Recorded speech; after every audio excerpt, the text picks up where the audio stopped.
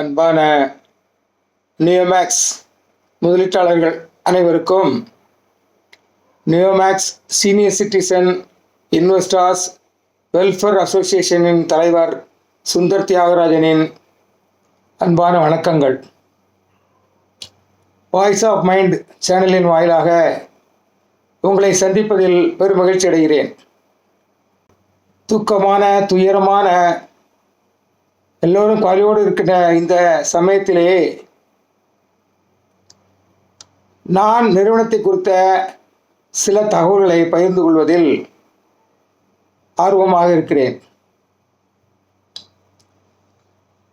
நண்பர்களே, சகோதர சகோதரிகளே, இப்பொழுது முதலீட்டாளர்கள் அநேகர் எங்களிடம் கேட்கும் கேள்விகள் 3. வாடிக்கையாளர்கள் அதாவது முதலீட்டாளர்கள் எங்களிடம் கேட்பது 2 கேள்விகள்.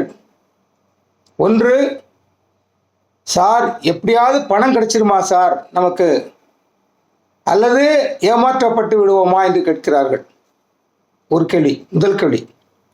இரண்டாவது கேள்வி அவர்கள் கேட்பது, சார் புகார் அளித்தால்தான் நாம் நிறுவனத்தில் முதலீடு செய்திருப்பது அரசாங்கத்துக்கு தெரிய வரும் என்று சொல்கிறார்களே, அது சரியா? நாம் புகார் அளிக்க வேண்டுமா அப்படி என்று அநேகர் கேட்கிறார்கள். இந்த 2 கேள்விகளை இன்வெஸ்டர்ஸ் கேட்கிறார்கள்.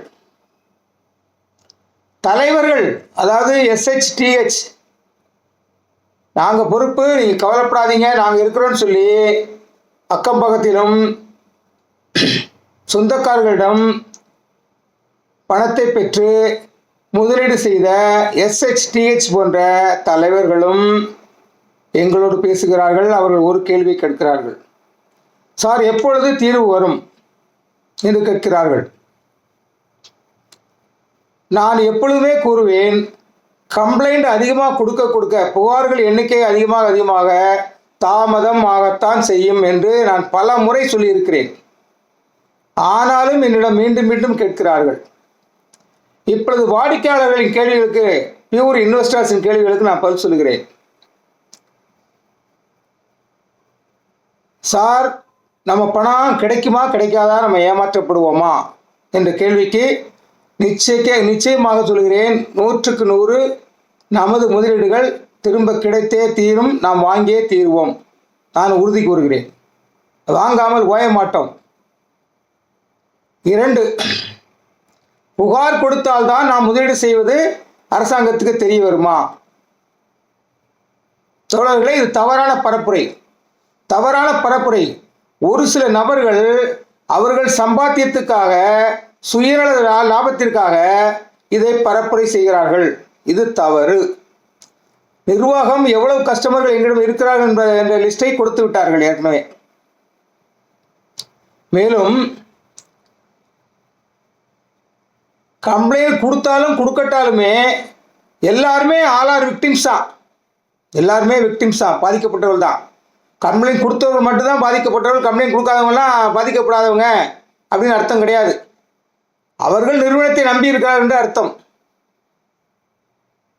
இன்னும் பிற காரணங்களும் இருக்கின்றன, அதெல்லாம் வெளிப்படையாக சொல்ல முடியாது. புகார் அளித்தவர்களுக்கு நிச்சயமாக தாமதம் ஆகும். அதுக்காக நாங்கள் புகார் கொடுக்க வேணாம் நான் சொல்ல, அது உங்கள் விருப்பம். புகார் கொடுங்கள் என்றோ கொடுக்க வேண்டாம் என்றோ நாம் ஒருபொழுதும் சொல்வது இல்லை. ஆனால் அதுக்கு நமக்கு உரிமை இருக்கிறது. இது ஜனநாயக நாடு. இந்த ஜனநாயக நாட்டிலே புகார் கொடுங்கள் என்று இந்த நிறுவனத்தை இன்வெஸ்ட் பண்ணாத சில நபர்களும் யூடியூப் வாயிலாகவோ வலைத்தளங்களில் சொல்லும் பொழுது நாமும் சொல்லலாம், உரிமை இருக்கிறது. ஜனநாயக நாடு. நான் ஒரு முதலீட்டாளன், எனக்கு சொல்வதற்கு அத்தனை உரிமையும் உள்ளது. ஆனால் நான் அந்த வேலை செய்ய மாட்டேன், அது எனக்கு வேலை அல்ல. ஆனால் விழிப்புணர்வை ஏற்படுத்தி என்னுடைய வேலை.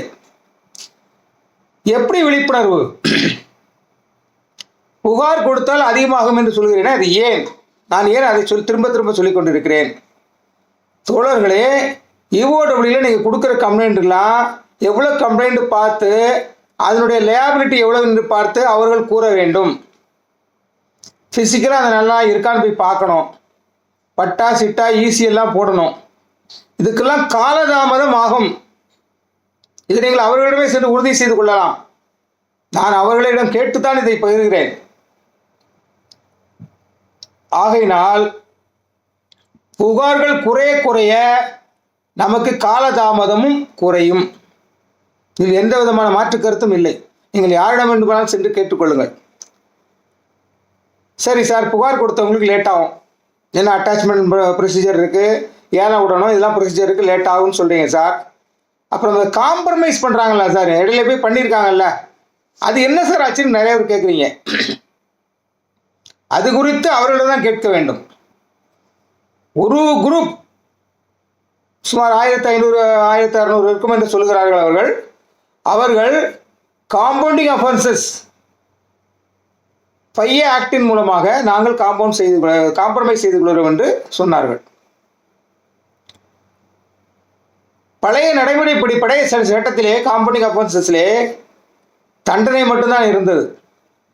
ஆனால் இப்பொழுது அப்படி தண்டனை கொடுப்பதனால், அக்யூஸ்டுகளுக்கு தண்டனை கொடுப்பதனால், பொருளாதார குற்றம் புரிந்தவர்களுக்கு தண்டனை கொடுப்பதனால் முதலீட்டாளர்களுக்கு எந்த லாபமும் இல்லை. அவருடைய பணத்தை பெற்றுக் கொடுக்க வேண்டும் என்ற நல்ல நோக்கத்தோடும், அப்படியாக பொருளாதார குற்றம் செய்தவர்கள் திரும்பவும் தொழிலை நடத்தி மக்களுக்கு நல்ல செய்ய ஒரு வாய்ப்பு கொடுக்கவும் இந்த 2 எண்ணங்களை மனதில் வைத்து 5A ஆக்ட் வந்தது.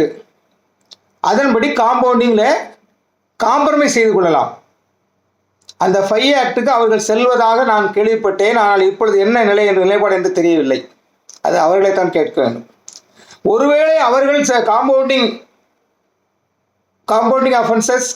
அஃபென்சஸ் 5A ஆக்டின் படி காம்ப்ரமைஸ் செய்யவில்லை என்று சொன்னால் நிர்வாகமே அதை கையில் எடுக்கும்.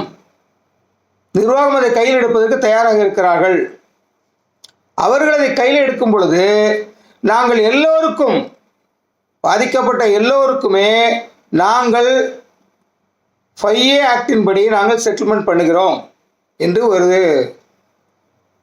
உறுதிப்பத்திரம் தாக்கல் செய்வார்கள். அதன் அடிப்படையிலே டான்பிட் கோர்ட்டு டிஆர்ஓக்கு சொல்லி டிஆர்ஓ ஒரு ஸ்பெஷல் ஆர்டர் பாஸ் பண்ணுவார்.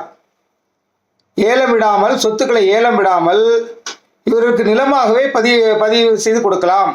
நிறுவனம் கொடுக்க தயாராக இருக்கிறது, வாங்குவதற்கு வாடிக்கையாளர்கள் தயாராக இருக்கிறார்கள்,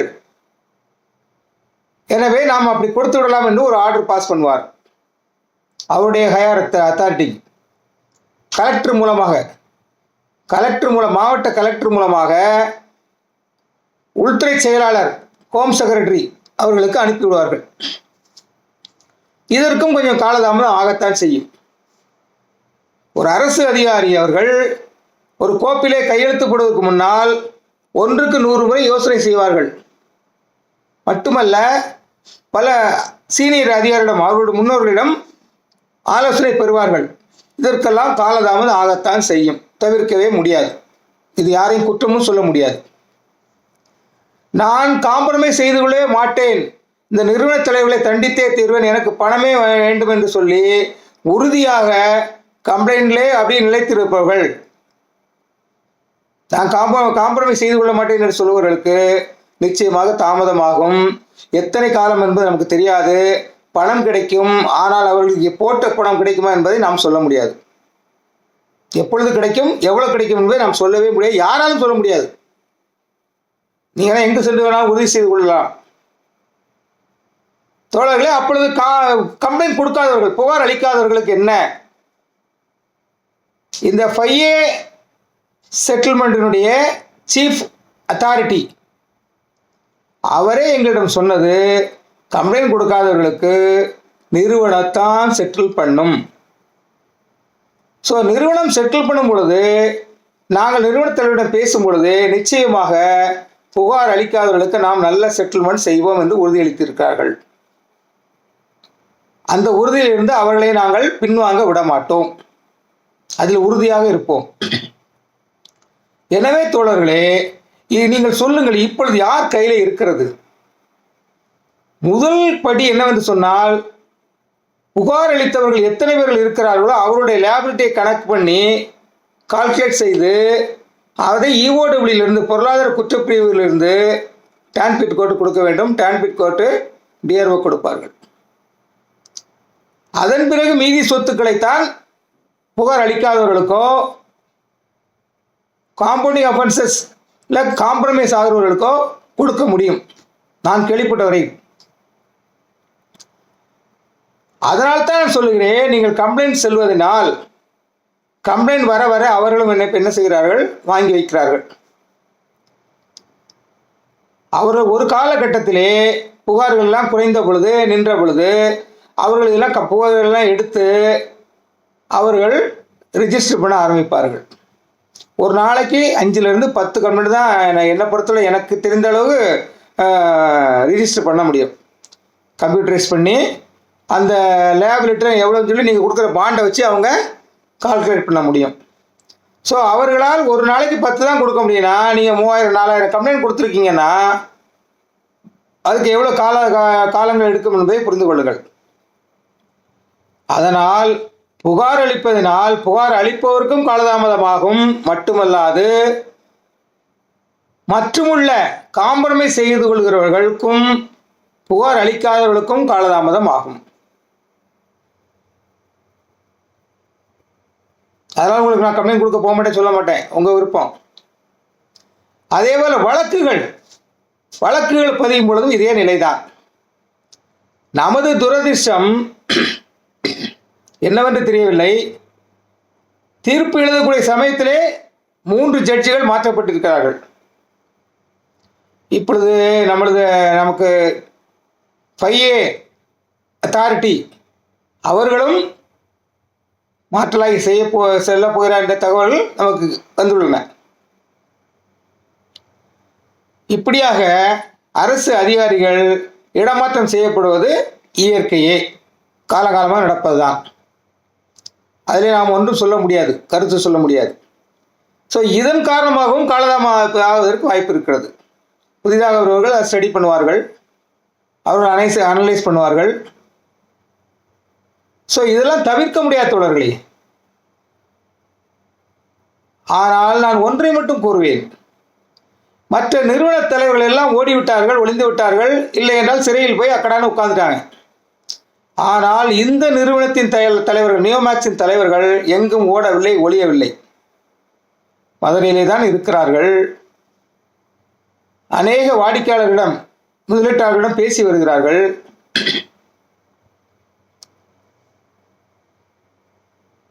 வழக்குகள் காரணமாக காலதாமதம் ஆவதை தடுப்பதற்காக பிற வழிகளிலே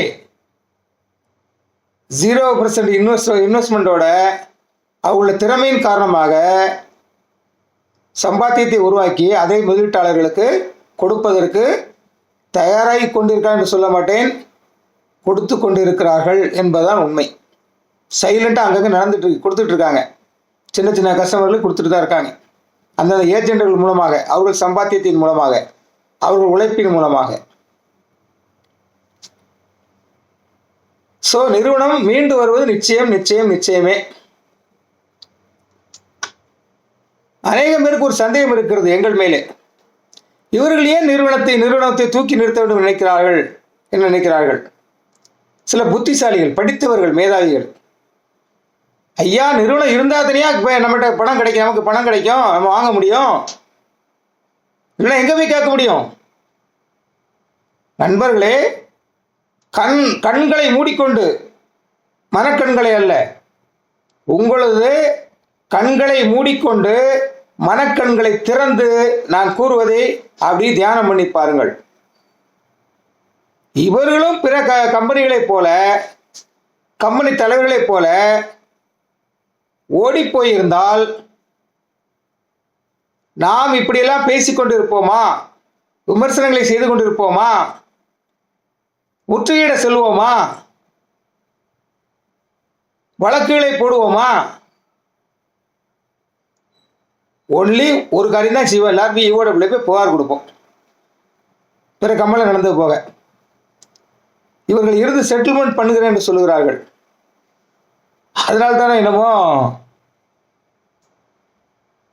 விமர்சனங்கள் தவிர்க்க முடியவில்லை, பேச்சுகளும் தவிர்க்க முடியவில்லை. ஆனால் எங்களை ஏன் சாடுகிறீர்கள் என்று தெரியவில்லை. நாங்கள் தகவல்கள் கொடுத்தோம், அநேக உயிர்களை காப்பாற்றி இருக்கிறோம். அது அந்த காப்பாற்றப்பட்ட குடும்பத்தினருக்கு தெரியும். ஐயா, குடும்பத்தோடு நாங்கள் தற்கொலை பண்ணியிருப்பையா, நீங்கள் சொன்னதை வச்சு நாங்கள் வந்து நம்பிக்கையோடு இருக்கிறோம். அப்படி இருப்பவர்களுக்கு நாம் ஒருபோதும் நம்பிக்கை துரோகம் செய்ய மாட்டோம். அனித்திரமாக சொல்லுவோம். ஏதாவது நாங்கள் பெற்றுத்தர வேண்டும் என்பதிலே குறியாக இருக்கிறோம். அநேகமாக ஜூன் முதல் வாரத்திலே மதுரையிலே நாங்கள் பொதுக்குழு கூட்டம் இருக்கிறோம். அந்த பொதுக்குழுவிலே நமக்கு நல்ல தகவல்கள் வரும் என்று நாங்கள் நம்புகிறோம். 75 வயதுக்கு மேல் 94 வயது வரை உள்ள சூப்பர் சீனியர் சிட்டிசன்ஸ் லிஸ்ட்டை நாங்கள் கொடுத்துருக்குறோம். ஒரு சிலருடைய திருமண காரியங்கள், மெடிக்கல் எக்ஸ்பென்ஸ் செலவுகள், எமர்ஜென்சி, அப்படியாக ஒரு 48 பேர் லிஸ்ட்டை கொடுத்துருக்கோம். அந்த 48 பேரில் கொஞ்சம் பாதி பேருக்காது, அட்லீஸ்ட் ஒரு சிலருக்காக நாங்கள் வாங்கி கொடுப்பதற்கு நாங்கள் அந்த பொதுக்குழுவுக்கு முன்பே இல்லை பொதுக்குழு அன்றோ வாங்கி கொடுப்பதற்கு நாங்கள் முயற்சி எடுத்துக்கொண்டு இருக்கிறோம். உள்துறை செயலாளர்களை சந்திப்பதற்கு நாங்கள் ஆயத்தப்பட்டு கொண்டு இருக்கிறோம். நாங்கள் பின்புலத்தில் இருந்து நாங்கள் செய்து கொண்டு தான் இருக்கிறோம். தோழர்களே, நாம் பிறரை போல அல்ல. நிறுவன தலைவரிடம் சென்று மிரட்டுவது, அவரிடம் சென்று பணம் கேட்பது, கோடிக்கணக்கிலே பணம் பேசுவது, இது போன்ற தவறான செயலில் நாம் ஈடுபடுவது இல்லை.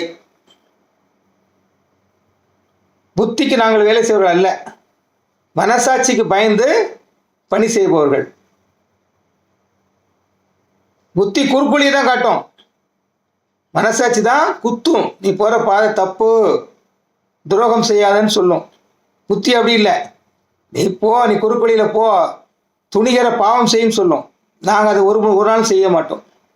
தோழர்களை, நீ விழிப்புணர்வோடு இருங்கள். யாரோ 2 பேர் வால் போஸ்ட் அடித்து விட்டுறாங்க, நான் உங்களுக்கு பணம் வாங்கி தரேன்னு சொல்கிறாங்க, 15% கமிஷன் சொல்கிறாங்க, அவங்ககிட்ட போய் நிற்கிறீங்க. ஏன் தோழர்களே? எங்கு சென்றாலும் நிறுவனம் தானே தர வேண்டும். பிறகு ஏன் இவர்களுக்கு நீங்கள் கமிஷன் கொடுக்கிறீர்கள்? நாங்கள் நிறுவனத்தோடு பேசி வருகிறோம், இன்னும் சில சங்கங்களும் பேசிக்கொண்டு இருக்கின்றன. இவர்கள் யார்? இவர்கள் முதலீடு செய்தவர்களா?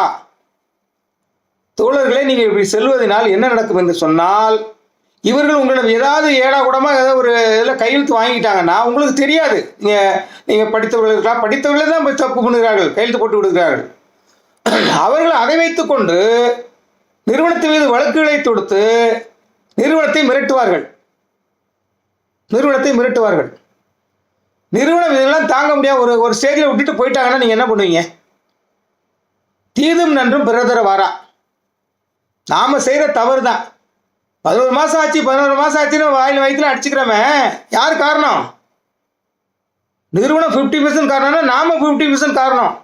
ஒரு சில சுயநலவாதிகள் வழக்குகளை தொடுத்து ஸ்டே வாங்கி, இதெல்லாம் யார் காரணம்? சிந்தித்து பாருங்கள் தோழர்களே, சிந்தித்து பாருங்கள். யார் காரணம்?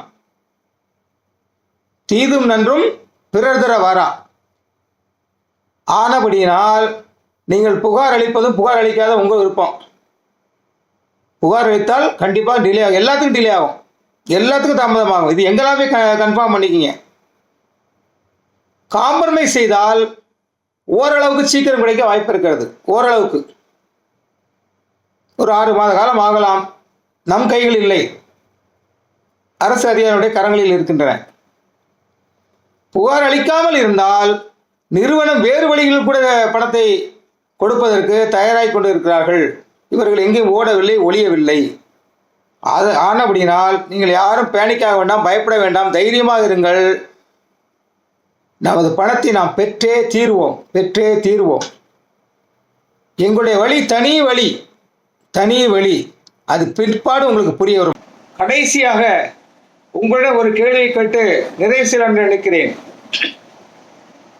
நாம் பணத்தை இழந்து விட்டோமே, ஐயோ நாம் இனி என்ன செய்ய போகிறோமோ, எப்படி வாழப் போகிறோமோ என்று உயிரை மாய்த்துக் கொள்ளலாம், தற்கொலை செய்து கொள்ளலாம் என்று முடிவு செய்வதற்காக அவர்களை பார்த்து நான் இந்த கேள்வியை கேட்கிறேன். பணத்துக்காக உயிரை விட நினைக்கிறோமே, அந்த பணத்தை வைத்து ஒரு உயிரை நம்மால் உருவாக்க முடியுமா? சிந்தியுங்கள், சிந்தியுங்கள், சிந்தியுங்கள் தோழர்களே. நன்றி தோழர்களே, நன்றி நன்றி நன்றி.